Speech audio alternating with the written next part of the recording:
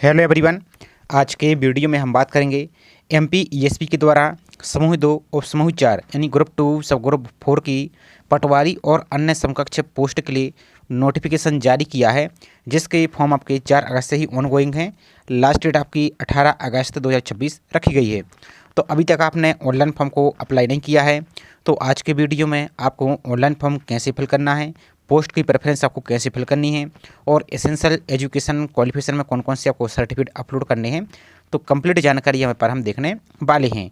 और इस फॉर्म को आप ऑल इंडिया के कैंडिडेट अप्लाई कर सकते हैं, चाहे एमपी की मूल निवासी हो या अदर स्टेट के। और जिस भी कैंडिडेट ने यदि ऑनलाइन फॉर्म अप्लाई कर दिया है और आपके फॉर्म में यदि कोई मिस्टेक है या कोई जानकारी आप सुधारना चाहते हैं या कोई पोस्ट प्रेफरेंस को आप बदलना चाहते हैं, तो फॉर्म संशोधन की लिंक भी आपकी एक्टिव हो चुकी है, जिसको आप 23 अगस्त तक इसको आप सुधार सकते हैं। फॉर्म आपको संशोधन कैसे करना है इसका हमने ऑलरेडी चैनल पर वीडियो प्रोवाइड कर दिया है, लिंक आपको डिस्क्रिप्शन में मिल जाएगी या चैनल पर विजिट करके आप देख सकते हैं और आप अपनी फॉर्म का संशोधन कर सकते हैं। तो अप्लाई करने से पहले एक बार इसके हम नोटिफिकेशन को देख लेते हैं, कौन कौन सी आपकी पोस्ट यहाँ पर रहने वाली हैं, फिर आपको कैसे फॉर्म को अप्लाई करना है इसका प्रोसेस स्टार्ट करेंगे।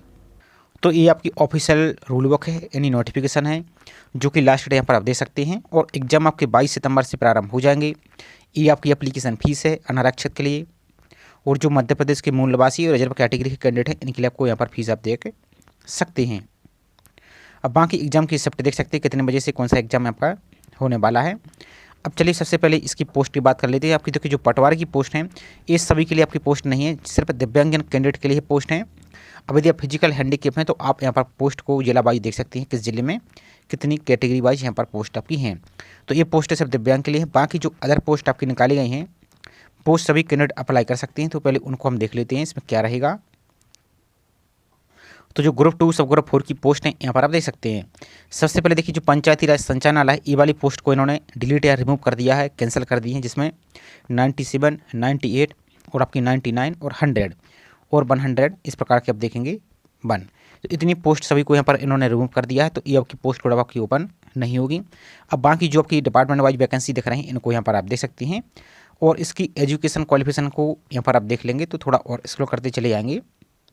तो देखिए आपकी जो सीधी भर्ती हैं ये वाली पोस्ट तो यहाँ पर इन्होंने रिमूव कर दी हैं 97 से लेकर 101 तक, तो इनको हम छोड़ देते हैं। अब पोस्ट कोड देखिए 102 से आपकी प्रारंभ हो जाती हैं। तो सभी को आपको पोस्ट कोड को एक बार नोट करते चलना है कि किस पोस्ट कोड के लिए आप एलिजिबल हैं। आपकी यहाँ पर उस पोस्ट के लिए फिर आपको यहाँ पर अप्लाई करना है। देखिए जैसे आपकी पोस्ट कोड 104 है, पंचरूम सुपरवाइजर, एक पोस्ट निकाली गई है, तो यहाँ पर देख सकते हैं। इसका वेतनमान भी देख सकते हैं। और इसमें क्वालिफिकेशन की बात करें तो देखिए ग्रेजुएशन पास आपके पास होना चाहिए 2वीं श्रेणी में कम से कम, तो आप इसके लिए अप्लाई कर पाएंगे।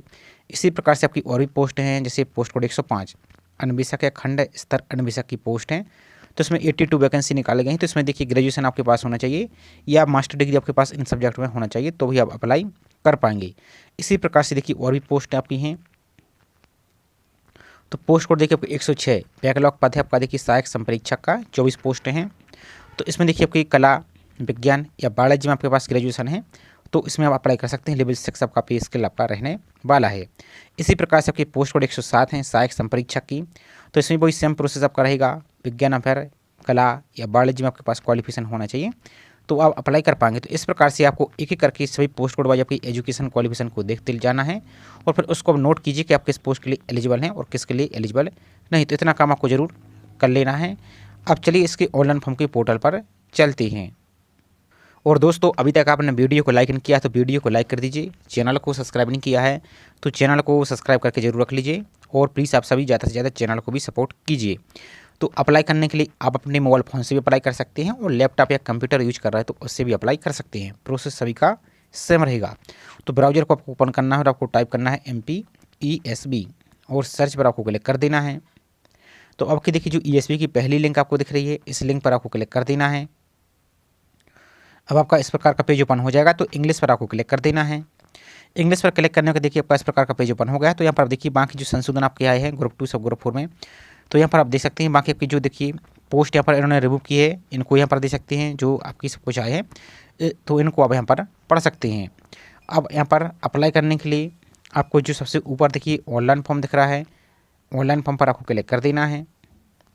अब क्लिक करने के बाद आपका देखिए इस प्रकार का पेज ओपन हो जाएगा। तो यहाँ पर देखिए अब आपको जो नोटिफिकेशन है इस पर डाउनलोड करने के लिए इस पर क्लिक करेंगे तो आपका PDF डाउनलोड हो जाएगा, इसको आप पढ़ लीजिए। अप्लाई करने के लिए जो लिंक दिख रही है इस लिंक पर आपको क्लिक करना है।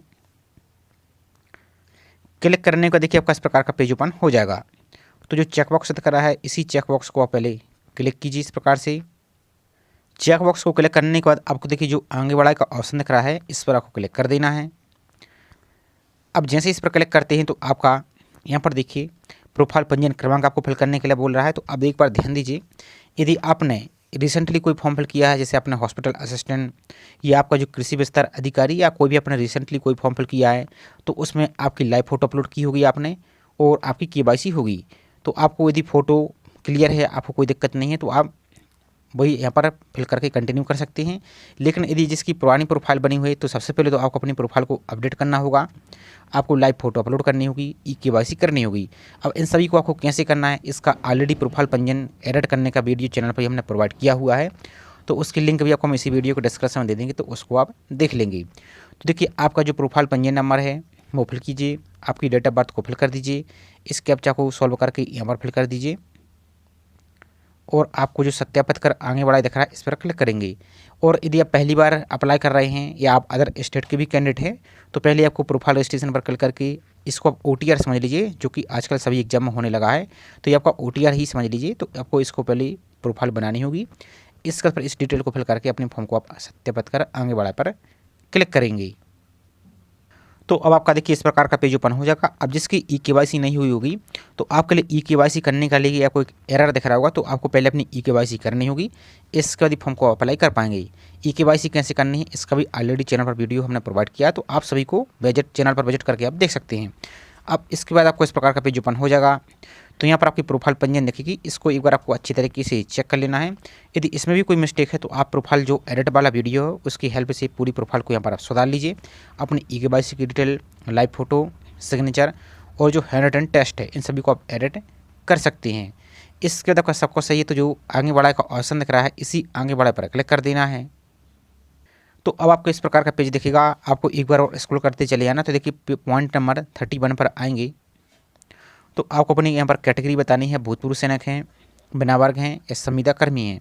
तो आप अपनी कैटेगरी देंगे या फ्रेशर कैंडिडेट हैं तो आपको जो बिना वर्ग दिख रहा है इस पर क्लिक करना है। इसका देखिए नेक्स्ट मध्य प्रदेश के स्थायी निवासियों के लिए जो एज में आपकी छूट है उसके संबंध में डिटेल। तो यदि आप भूतपूर्व सैनिक हैं तो की गई सेवा की अवधि यहाँ पर फिल करेंगे, तो ये आपकी प्रोफाइल पंजीयन के अनुसार रहेगा। यदि अब नहीं है तो आपका ये ऑटोमेटिक ऑप्शन क्लोज रहेगा। इसका देखिए नेक्स्ट है कि आप शासकीय कर्तव्य पर हैं और इसके कारण आप एज में यानी आयु में छूट चाहते हैं। अब जो छूट चाहते हैं तो यस करेंगे यहाँ पर, यदि नहीं है तो आपको नो पर क्लिक करना है।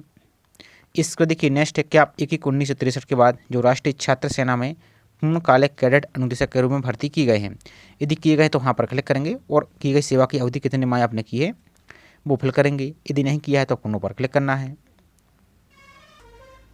इसके बाद देखिए नेक्स्ट है कि आप मध्य प्रदेश शासन के अधीन छटनी शुदा कर्मचारी हैं, यदि हैं तो हाँ करेंगे और की गई सेवा की अवधि आपको माह में फिल करनी होगी।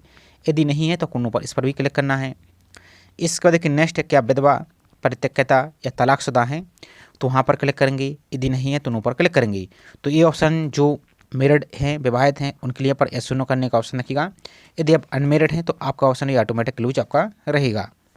इसका देखिए नेक्स्ट है कि आप आदिम जाति, अनुसूचित जाति, अनुसूचित जनजाति एवं पिछड़ा वर्ग कल्याण विभाग की अंतरजातीय विवाह योजना यानी कि इंटरकास्ट मैरिज से पुरस्कृत हैं तो यस कर देंगे, अन्यथा यहाँ पर भी आपको नो पर क्लिक करना है। अब यदि पहले से आप अनमेरिड हैं तो आपका ऑप्शन भी ऑटोमेटिक क्लोज रहेगा। इसको देखिए नेक्स्ट है कि आप विक्रम पुरस्कार से सम्मानित खिलाड़ी हैं, यदि हैं तो हाँ, नहीं तो इस पर भी आपको नो पर क्लिक कर देना है। इसको देखिए नेक्स्ट है कि आप शासकीय सेवा में नियुक्ति के लिए नीचे दिए गए विभिन्न वर्गों में सम्मिलित हैं एवं नियम पुस्तिका के अनुसार इस वर्ग के लिए विशेष लाभ जिसमें आपका एज में आपकी 55 वर्ष तक की छूट मिल जाएगी और आपको बोनस नंबर भी आपको मिल जाएगा। तो यहाँ पर देख लेंगे जैसे भारत पाकिस्तान संघर्ष में अपंग सैनिक या हाल ही में भारत पाकिस्तान संघर्ष के मृत सैनिकों के यहाँ पर 2 से अधिक आश्रित व्यक्ति हैं, तो इनमें से आपको जानकारी देख लेनी है। यदि आपके पास NCC C सर्टिफिकेट है तो इसको भी यस नो में जानकारी देंगे, नहीं तो यहाँ पर आपको नो पर क्लिक करना है। इसका देखिए नेक्स्ट है महत्वपूर्ण सबसे पोस्ट प्रेफरेंस, और जो अदर स्टेट के कैंडिडेट हैं वो भी देख सकते हैं, यहाँ पर अप्लाई कर सकते हैं, लेकिन वो यूआर कैटेगरी अनरिजर्व से ही आप फंको जनरल से अप्लाई कर पाएंगे। तो सबसे पहले अपनी पोस्ट प्रेफरेंस को आपको फिल करना है, तो इस पर क्लिक कीजिए। तो यहाँ पर देखिए आपकी पोस्ट प्रेफरेंस है जो अब आपको पोस्ट कोड 102 से ही शो होगी, क्योंकि आपको मैंने स्टार्ट में ही बता दिया कि जो 97 से लेकर 101 तक है इन पोस्ट कोड को रिमूव कर दिया है। यदि आप यहाँ पर जिस भी वीडियो को शो हो रहा है तो वो पुराना वीडियो आप समझ लीजिए, जो आपको फ्रेश वीडियो ये आप यहाँ पर देख सकते हैं।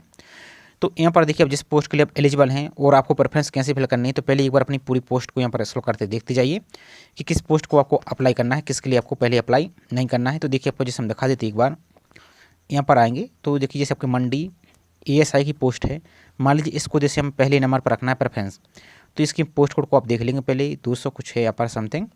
तो स्क्रॉल करते चले जाएंगे यहाँ पर आप, तो देखिए पूरी पोस्ट आपको देखने को यहाँ पर मिल जाएगी। अब जिस भी पोस्ट के लिए आप एलिजिबल हैं यहाँ पर और आ जाएंगे आप, तो इसको इस प्रकार से चले जाएंगे यहाँ पर और स्क्रॉल करेंगे तो देखिए पोस्ट आपको दिख रही हैं और आपको इसी प्रकार से आपकी पोस्ट की प्रेफरेंस को फिल आपको करना है। तो देखिए, आपकी जो मंडी अभी आपको दिख रही है सहायक उप निरीक्षक, मान लीजिए इसको हम जैसे पहले नंबर पर रखना है, तो इसमें योग्यता देखिए ग्रेजुएशन तो होना चाहिए, कम से कम 50% मार्क आपके पास होना चाहिए। तो इसको यहाँ पर टिक करेंगे और 220 पर क्लिक करेंगे तो आपकी पोस्ट पहले नंबर पर आ जाएगी। इसके बाद आपकी देखिए और भी पोस्ट आपकी हैं, इनको आपको जिस भी क्रम पर रखना है तो आप इनको भी रख सकते हैं। अब देखिए, जैसे यहाँ पर आपकी इसके अलावा आपको दिखा देते थोड़ा और स्क्रॉल करेंगे तो देखिए आपकी पोस्ट यहाँ पर आ जाएगी। आपकी पोस्ट देखिए पहले नंबर पर आ चुकी है। अब मान लीजिए यदि इन पोस्ट के एलिजिबल नहीं है तो आपको यहाँ पर डायरेक्ट नहीं पर ही क्लिक करना है, इन नहीं पर क्लिक कीजिए। इसके अलावा देखिए, आपके जो सहायक प्रोग्रामर की है, यदि आपके पास इनमें से भी क्वालिफिकेशन है तो वहाँ पर क्लिक करेंगे, नहीं तो यहाँ पर भी आपको नो पर क्लिक करना है। इसका देखिए नेक्स्ट आपको जैसे पंच रूम सुपरवाइजर पोस्ट कोड 104। अब यदि आप इसको दूसरे नंबर पर रखना चाहते हैं मान लीजिए, तो इसमें कम से कम सेकंड डिवीजन से आप ग्रेजुएशन पास होना चाहिए। तो इसको यहाँ पर हाँ पर क्लिक करेंगे और 104 पर क्लिक करेंगे तो आपकी जो पोस्ट है यहाँ पर देखिए सेकंड नंबर पर आपकी आ चुकी है। इसी प्रकार से एक एक करके आप यहाँ पर देखिए सहायक संपरीक्षक की पोस्ट है, इसको आपको मान लीजिए थर्ड नंबर पर रखना है, तो इसको थर्ड क्रम पर ही इस प्रकार से क्लिक करेंगे तो आपकी पोस्ट देखिए तीसरे नंबर पर आ चुकी है। तो इस प्रकार से आप एक एक करके अपनी क्वालिफिकेशन के अनुसार पोस्ट को चेक करते जाइए और जिसके लिए आप एलिजिबल नहीं हैं तो उनको वहाँ पर नहीं पर क्लिक करेंगे। अब देखिए यहाँ पर जैसे पोस्ट कोड आपकी है अमीन की, तो इसमें देखिए ग्रेजुएशन तो होना चाहिए और कंप्यूटर क्षेत्र में कंप्यूटर प्रमाणीकरण आपके पास होना चाहिए। तो यहाँ पर हाँ करेंगे, यदि नहीं है तो नो पर क्लिक करेंगे। तो इस प्रकार से आप अपनी पोस्ट की प्रेफरेंस को आराम से सही तरीके से चेक करके ही आप फिल करते जाएंगे। इसके बाद देखिए नेक्स्ट आपका रोजा पंजीयन की डिटेल। तो रोजा पंजीयन, अब एक बात बहुत से अभ्यर्थी कन्फ्यूज हो जाते हैं, खासकर जो अदर स्टेट के कैंडिडेट हैं। तो जो अभी आपने स्टार्ट में प्रोफाइल पंजीयन नंबर फिल किया है, ये आपका OTR को समझ लीजिए, ये आपका OTR रहेगा। जो आपका रोजा पंजीयन होता है ये आपका अलग होता है। अब वो आपको रोजा पंजीयन कैसे करना है MP के कैंडिडेट के लिए और जो MP के बाहर के कैंडिडेट हैं उनके लिए, इसका भी हमने ऑलरेडी चैनल पर वीडियो आपको प्रोवाइड किया है, उसकी लिंक भी आपको वीडियो के डिस्क्रिप्शन में मिल जाएगी। तो उसको आप देख के पंजीयन कर सकते हैं और आपको पंजीयन को जल्दी करना है क्योंकि उसकी साइट बहुत ज़्यादा स्लो चलती है, तो उसमें कभी कभी OTP ही नहीं आता है। यदि आपका पंजीयन नहीं होगा तो आप फॉर्म को अप्लाई नहीं कर पाएंगे। देख सकते हैं पर नहीं पर क्लिक करते हैं तो आप इसके लिए फॉर्म अप्लाई नहीं कर पाएंगे। तो आपको यहाँ पर हाँ पर क्लिक करना है और आपका जो पंजीयन नंबर है वो फिल करना है, पंजीयन की दिनांक आपको फिल करनी है, किस डेट को आपने पंजीयन किया था। यदि आपने बीच में कभी रिन्यू किया है तो रिन्यू की डेट आपको फिल नहीं करनी है, आपको पंजीयन की डेट फिल करनी है। इसका देखिए नेक्स्ट जिला, तो आपने किस जिले से अपना पंजीयन किया है वो जिला यहाँ पर आप फिल कर देंगे। इसके बाद देखिए नेक्स्ट है, तो यहाँ पर देखिए आवेदित पद या पदों के नियम, यहाँ पर नियम पुस्तिका के अध्याय 1 में उल्लेखित विभागवार एवं पदवार न्यूनतम शिक्षण अर्हता व अन्य अर्हता को आपने अच्छी तरीके से पढ़ लिया है। तद अनुपात यहाँ पर अन्य शिक्षण अर्हता आप रखते हैं तो यहाँ पर आपको वहाँ पर ही यहाँ से आपको क्लिक करना है। इसको देखिए नेक्स्ट है, क्या आपके पास समग्र ID क्रमांक है। अब यदि आपके पास समग्र ID है तो वहाँ पर क्लिक करेंगे और अपना समग्र ID नंबर फिल कर देंगे। यदि आपके पास नहीं है तो नो पर क्लिक कर देंगे। इसको देखिए नेक्स्ट एग्जाम सेंटर, तो टोटल आपको 11 सिटी दी गई हैं और 11 की 11 ही सिटी आपको सेलेक्ट करनी है। तो एक एक करके अपने एग्जाम सेंटर को आप सेलेक्ट कीजिए। आप अपना फर्स्ट प्रेफरेंस को सेलेक्ट कीजिए, इसके बाद अपना सेकंड एग्जाम सेंटर को सेलेक्ट कीजिए और इसके बाद अपना थर्ड एग्जाम सेंटर को सेलेक्ट करेंगे। तो आप इसको अपने अनुसार नज़दीकी जो भी एग्जाम सेंटर हैं उनको यहाँ पर आप फिल कर सकते हैं। अपना फोर्थ को, इसके बाद अपना फिफ्थ एग्जाम सेंटर को, तो इस प्रकार से अपने फिफ्थ एग्जाम सेंटर को, तो इस प्रकार से आपको टोटल 11 के 11 ही एग्जाम सेंटर को आपको सेलेक्ट कर लेने हैं। और इसको देखिए जो चेक बॉक्स दिख रहा है इसी चेक बॉक्स को आपको क्लिक कर देना है। क्लिक करने का देखिए यहाँ पर कुछ आपको टर्म एंड कंडीशन दी गई है, तो इस बात का आपको ध्यान रखना है। तो देखिए फार्म भरते समय उम्मीदवारों के पास किसी यहाँ पर प्रमाण पत्र का परीक्षण कर्मचारी चयन द्वारा नहीं किया जाकर नियुक्ति प्रवेश प्रक्रिया के दौरान आपको संबंधित विभाग द्वारा किया जाएगा। तो यहाँ पर देख सकते हैं और यहाँ पर देखिए मैंने उपरोक्त परीक्षा जो यहाँ पर पढ़ लिया है आपने। और सबसे महत्वपूर्ण है कि आप जो फॉर्म अप्लाई कर रहे हैं UIDAI आधार में कोई संशोधन नहीं किया जाएगा। आप यदि फॉर्म अप्लाई कर रहे हैं तो फॉर्म अप्लाई से पहले ही अपने आधार कार्ड को अपडेट करा लीजिए। यदि कोई मिस्टेक है, फॉर्म अप्लाई के बाद आपको कोई भी संशोधन नहीं कराना है। यदि आप संशोधन करा लेते हैं तो फिर बाद में आपको समस्या हो जाएगी। यहाँ पर आप स्वयं भी पढ़ सकते हैं। तो चेक करने के बाद आपको जो आगे बढ़ा का ऑप्शन दिख रहा है, इसी आगे बढ़ा पर आपको क्लिक कर देना है। तो यहाँ पर देखिए आपका इस प्रकार का नेक्स्ट स्टेप आ जाएगा। सबसे पहले तो आपको यहाँ पर देखिए आवेदन क्रमांक यानी एप्लीकेशन नंबर आपका जनरेट हो गया है। इसका पहले आप स्क्रीनशॉट ले लीजिए, ताकि यदि बैक या रिफ्रेश कर देते हैं तो आप इसी एप्लीकेशन नंबर को आप हमको यहीं से कंटिन्यू कर सकते हैं। इसके बाद अपने पेज को बैक करना, यहाँ पर बैक आना है, आपको नीचे को चले जाना है स्क्रॉल करते हुए। और यहाँ पर देखिए अब आपको अपने जो एसेंशियल क्वालिफिकेशन सर्टिफिकेट है उसको अपलोड करना है। देखिए एजुकेशन सर्टिफिकेट आवेदकों हेतु अनुभव प्रमाण पत्र है। तो जो भी आप डॉक्यूमेंट अपलोड कर रहे हैं वो 500 KB से ज़्यादा करना हो और एक ही कमांड PDF में आपको अपलोड करना है। तो कौन कौन से आपको डॉक्यूमेंट अपलोड करने हैं? सबसे पहले 10th। तो 10th तो आपने प्रोफाइल पंजीयन में अपलोड किया है, तो यहाँ पर आपको अपलोड नहीं करना है। इसमें सब आप क्या करेंगे, जो एसेंशियल क्वालिफिकेशन जैसे ग्रेजुएशन, तो ग्रेजुएशन वाली पोस्ट अप्लाई कर रहे हैं तो ग्रेजुएशन की जो फाइनल सेमेस्टर या फाइनल ईयर की जो मार्कशीट है उसको आपको अपलोड करना है। प्लस यदि आप कंप्यूटर वाली पोस्ट के लिए अप्लाई कर रहे हैं तो आपकी जो कंप्यूटर DCA या PGDCA की जो फाइनल सेमेस्टर की मार्कशीट है उसको आपको यहाँ पर इसके साथ ही मर्ज करना है।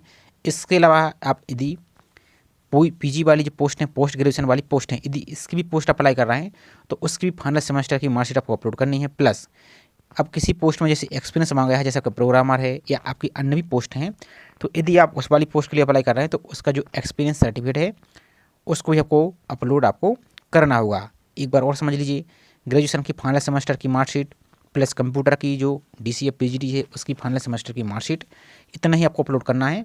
और यदि PG वाली पोस्ट के लिए अप्लाई कर रहे हैं तो PG की फाइनल सेमेस्टर की मार्कशीट, और एक्सपीरियंस वाली पोस्ट के लिए अप्लाई कर रहे हैं तो एक्सपीरियंस की भी आपको मार्कशीट अपलोड आपको करनी है। 500 KB तक PDF बनाएंगे। अब PDF आपको कैसे बनाना है, तो आप कोई भी ऑनलाइन टूल यूज कर सकते हैं। चलिए एक बार आपको हम दिखा देते हैं। PDF बनाने के लिए कोई भी ऑनलाइन टूल यूज कर सकते हैं या कोई भी आपका PDF कंबाइनर जो ऐप्स है उसको यूज कर सकते हैं। अब जैसे यहाँ पर देखिए जो हम allmultitool.com यूज कर रहे हैं, आप चाहें तो इसको भी यूज कर सकते हैं।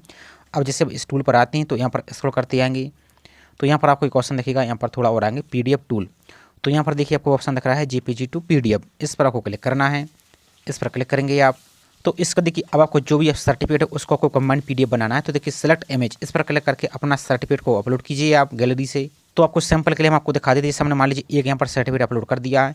इसके बाद अपना दूसरा जैसे यहाँ पर ग्रेजुएशन की फाइनल सेमेस्टर की मार्कशीट है, इसके बाद अपनी कंप्यूटर की मार्कशीट अपलोड करनी, तो ऐड मोर पर क्लिक करके दोबारा से अपनी गैलरी से कंप्यूटर की मार्कशीट को ऐड कीजिए।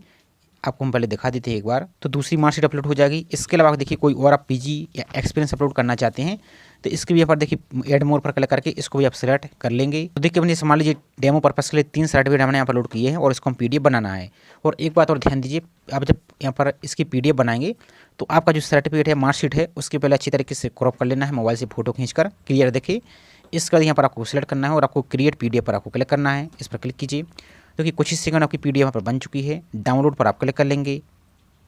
अब आपने जो भी PDF बनाई पहले इसको ओपन करके चेक कर लीजिए, सभी सर्टिफिकेट आपको क्लियर तो दिख रहे हैं, ऐसा तो नहीं ब्लर है। यदि ब्लर है तो दोबारा से सही तरीके से फोटो खींचिए, उसको आप यहाँ पर PDF मर्ज कीजिए।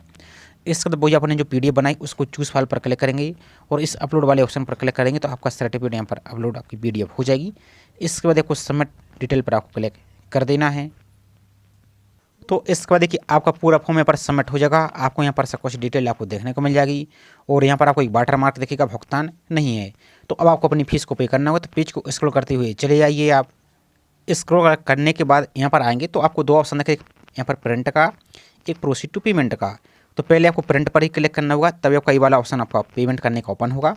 तो प्रिंट पर क्लिक कीजिए। अब यदि आप मोबाइल यूज कर रहे हैं तो हो सकता है आपको प्रिंट ना आए, आपको एरर दिखे, तो सिर्फ एक बार आपको प्रेस करना है और एक बार सिंपल आपको बैक कर देना है। यदि आप जैसे मोबाइल से यूज कर रहे हैं खासकर क्रोम ब्राउजर से, तो आपको इस प्रकार का एरर देख सकता है, तो कोई दिक्कत नहीं है। अब एक बार यहाँ पर इस पर क्लिक करेंगे, इस प्रकार का दिखेगा, आप बैक आ जाइए। बैक आने का देखिए आपका जो प्रोसीड टू पेमेंट का ऑप्शन है, ये वाला आपका देखिए ओपन हो गया है आपको फीस पे करने के लिए। तो प्रोसीड टू पेमेंट पर आप क्लिक करके अपनी फीस को पे कीजिए। पेमेंट करने के लिए आपको यहाँ पर मल्टीपल ऑप्शन दिए गए हैं, तो आप डेबिट कार्ड भी यूज कर सकते हैं, UPI भी यूज कर सकते हैं। UPI से करना है तो आपको जो UPI दिख रहा है इसी UPI पर आप क्लिक कर दीजिए। यहाँ पर आपको ऑप्शन देखने को मिल जाएगा पेटीएम से करना है, ये आपको जो सेकंड ऑप्शन दिख रहा है इसमें आप गूगल पे, फ़ोनपे, QR कोड अलग अलग माध्यम से पे कर सकते हैं। तो सेकंड वाली ऑप्शन पर आपको क्लिक करके हम दिखा देते हैं। तो यहाँ पर देखिए आपको ऑप्शन दिख रहा है नेट बैंकिंग, डेबिट कार्ड और UPI, तो इसी UPI पर एक बार क्लिक कीजिए। तो यहाँ पर देखिए आपको ऐप्स का भी ऑप्शन आपको देखने को मिल जाएगा और QR कोड का भी मिल जाएगा। यदि आप QR कोड से करना है तो इसी QR कोड पर आपको क्लिक कर देना है। तो यहाँ पर देखिए आपको एक QR कोड दिखेगा, इस शो QR कोड पर क्लिक करेंगे तो आपको QR कोड एक ओपन हो जाएगा। इस QR कोड को आप स्कैन करके गूगल पे या फ़ोन पे किसी भी आपके ऐप से और अपनी फ़ीस को पे कर दीजिए। और पे आपको करते टाइम आपको पेज को बैक या रिफ्रेश नहीं करना, कुछ सेकंड आप वेट करेंगे तो आपको ESP के पेज पर ऑटोमेटिक रीडायरेक्ट आपको कर दिया जाएगा और आपका पेमेंट सक्सेस हो जाएगा। पेमेंट सक्सेस होने के बाद अपने फॉर्म का प्रिंट आउट जरूर निकाल के रख लीजिए। अब यदि आप मोबाइल यूज कर रहे हैं और आपका प्रिंट नहीं आ रहा है तो इसके लिए क्या करेंगे, आप गूगल प्ले स्टोर में जाकर फायरफॉक्स ब्राउज़र को डाउनलोड कर लेंगे और उससे अब यहाँ पर इस प्रकार के पेज पर आएंगे। तो जो आपका एप्लीकेशन नंबर है वो एप्लीकेशन नंबर फिल करेंगे, यहाँ पर अपनी डेट ऑफ बर्थ फिल करेंगे, यहाँ पर प्रोफाइल का पासवर्ड फिल करेंगे और कैप्चा फिल करके आगे बढ़ा फिर क्लिक करेंगे तो आपका फॉर्म ऐसे ओपन हो जाएगा। और यदि आपने पेमेंट नहीं किया तो इससे हम आपका पेमेंट नहीं किया तो आपको पेमेंट करने का भी ऑप्शन दिखेगा। अब यदि आपको प्रोफाइल पासवर्ड याद नहीं है तो यहाँ पर आएंगे आप, तो ये देखिए ऑप्शन दिख रहा है प्रोफाइल पासवर्ड फॉरवर्ड करने का। तो इस लिंक पर क्लिक करके अपनी प्रोफाइल नंबर और मोबाइल नंबर फिल करके आप यहाँ पर पासवर्ड को प्राप्त कर लेंगे, फिर यहाँ पर लॉगिन कर लेंगे। और पेमेंट करने के बाद आपका रजिस्टर मोबाइल नंबर पेमेंट का कन्फर्मेशन मैसेज सेंड किया जाता है, ईमेल भी सेंड की जाती है। हो सकता है नहीं भी आया मैसेज, कोई दिक्कत नहीं, आप इसको रिप्रिंट करके चेक कर लीजिए जिसमें आपका भुगतान है दिखेगा वाटरमार्क और फोटो सिग्नेचर के नीचे आपको QR कोड दिखेगा, ट्रांजेक्शन नंबर दिखेगी, ट्रांजेक्शन डेट आपको दिखेगी। और यदि आप अपना एप्लीकेशन नंबर आप नोट नहीं कर पाए मान लीजिए तो इस लिंक पर क्लिक करके आप अपना डिटेल को फिल करके अपना एप्लीकेशन नंबर को फाइंड भी कर सकते हैं। और फिर भी आपको कोई समस्या आ रही है पेमेंट करने में या अप्लाई करने में तो देखिए यहाँ पर आपको MP ऑनलाइन के हेल्पलाइन नंबर दिए गए हैं और यहाँ पर आपको ESP के हेल्पलाइन नंबर भी आपको दिए गए हैं, तो इन पर आप कॉन्टैक्ट कर सकते हैं। तो छोटी सी इन्फॉर्मेशन थी, आई होप जानकारी आपको पसंद आई होगी। जानकारी पसंद आई तो वीडियो को लाइक कीजिए, चैनल को सब्सक्राइब नहीं किया है तो चैनल को सब्सक्राइब करके जरूर रखिए इसी प्रकार की रेगुलर अपडेट पाने के लिए। और जिसने पेमेंट कर दिया फॉर्म में कोई संशोधन करना है तो फॉर्म संशोधन का ऑलरेडी वीडियो अपलोड हमने कर दिया है तो उसको आप देख सकते हैं। तो चलिए मिलते हैं इसी तरीके से एक और नई जानकारी के साथ। जय हिंद।